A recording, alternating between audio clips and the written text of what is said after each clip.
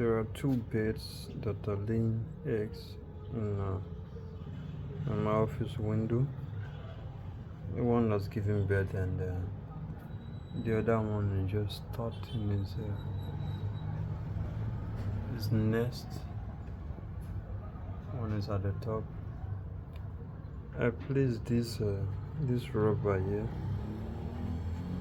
because sometimes due to wind and rain, the window might fall the other bird's nest. So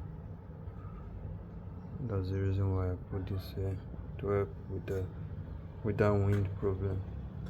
So these are the other birds. The kids are there. They are flourishing. They are growing every day.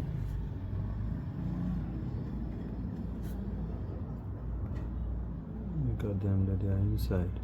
They are gradually developing feathers. If you can look very well, there is movement.